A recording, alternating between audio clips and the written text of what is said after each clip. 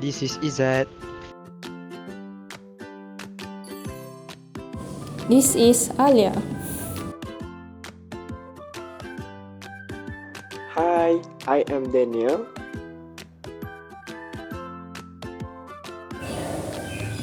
And I am Eza. Hi, I am Daniel. Hello guys, what are you doing? Nothing, we just had lunch before and had some discussion. Why, Alia? Is there anything bothering you? Actually, I want to ask about your opinion on SME. These days, I have considered starting a small medium enterprise since my parents encouraged me to start a business. That's such a good idea, Alia.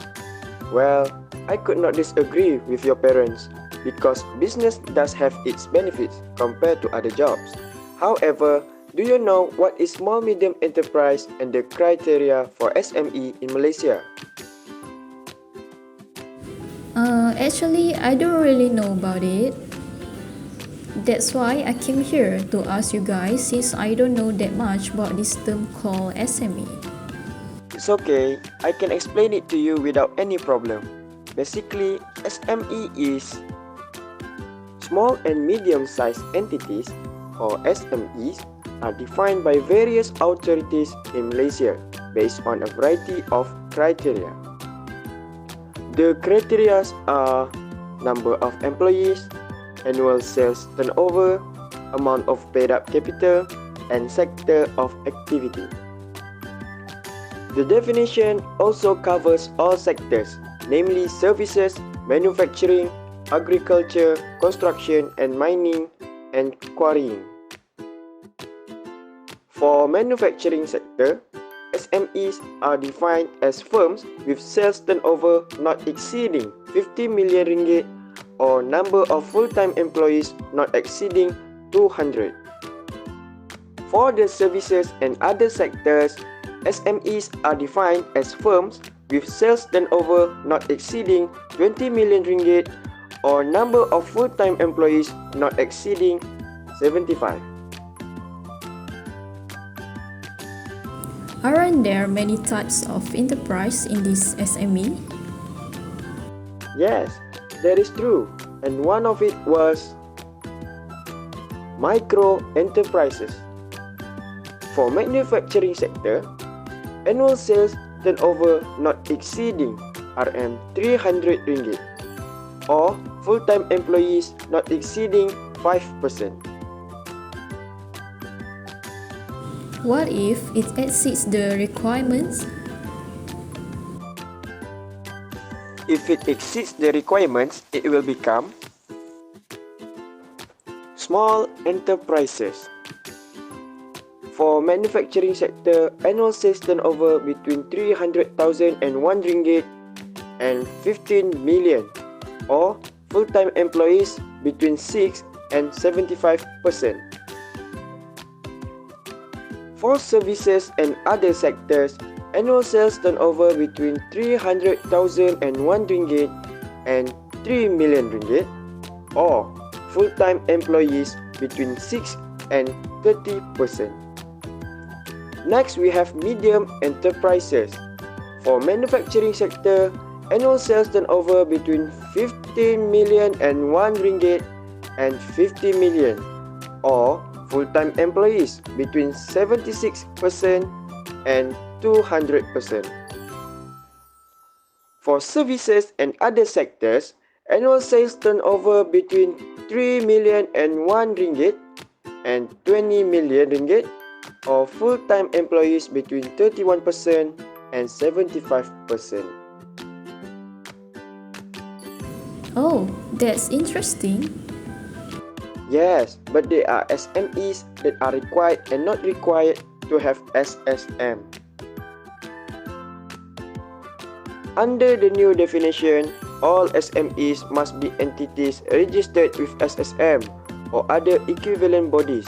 However, excludes entities that are public listed on the main board and subsidiaries of public listed companies on the main board, multinational corporation, government-linked companies, syarikat menteri kewangan diperbadankan, and state-owned enterprises. Do you get about all the explanation, Alia? Yes, I got it now. Thanks for the explanation, Daniel. In Malaysia, SME refers to these terms and criteria, while in other countries, they might be slightly different. Did you know that SME has many challenges, especially in Malaysia market? Oh, seriously? I thought that starting an SME is going to be easy. How about you explain a bit about the challenges? Is it going to be hard or not for a beginner like me? There are a few challenges that SME has, such as economic uncertainty. The Malaysian economy has faced many challenges in recent years. These challenges include inflation, supply chain disruption, and labour shortage. This issue is likely persist in 2023, making it difficult for small businesses to plan for the future. SME will need to adapt to these challenges for small businesses, such as diversifying their supply chain, offering competitive salary and benefit to attract talented workers. Even if 59% of Malaysian workers are satisfied with their job, SME can constantly improve things for their staff to retain them. Economy is an external factor, right? How about internal factor? About the internal factor, such as talent acquisition and retention. Employee turnover is an expensive affair for SME. Often the costs are not quantified as business owners need to ensure operational continuity. But hiring and training in itself incur costs. Competitive salary and benefit contribute toward worker retention. Large companies often offer better wages and benefits, making it harder for small businesses to compete. Employee retention is one of the biggest challenges for small businesses as employees look for better opportunities.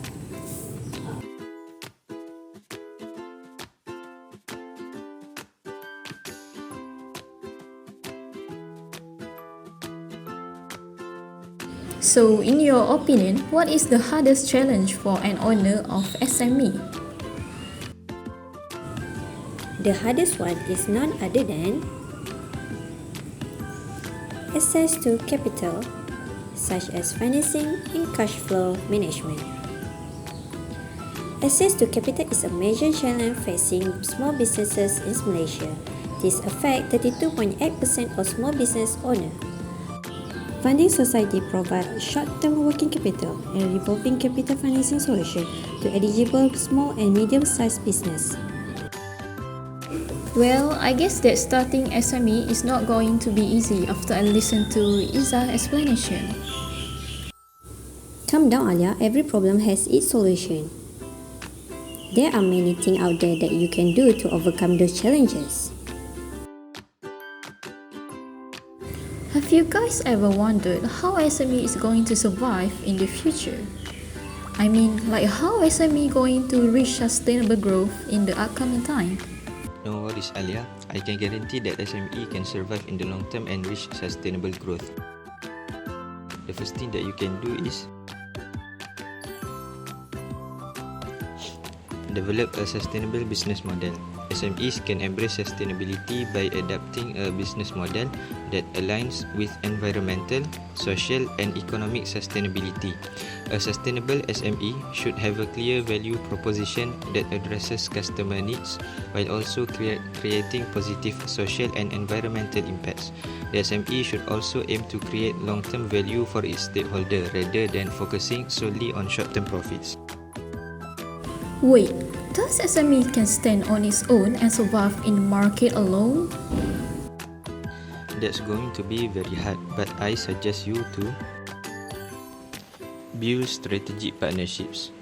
SMEs can collaborate with larger companies, government agencies, and non-profit organizations.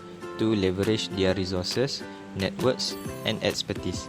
These partnerships can lead to the development of innovative solutions, the sharing of best practices, and the creation of new business opportunities. Now that you mentioned the partnership, it must take a lot of cost to start a partnership. Nah, that's nothing. There are many solutions to raise funds for the SME. One of them is access to financing. SMEs often face difficulties in accessing finance, which hinders their growth. SMEs can explore various financing options such as crowdfunding, microfinance, and impact investing. Governments can support SMEs by providing easy access to credit, creating funding programs, and supporting financial institutions to provide loans to SMEs at reasonable rates. That's all, Alia.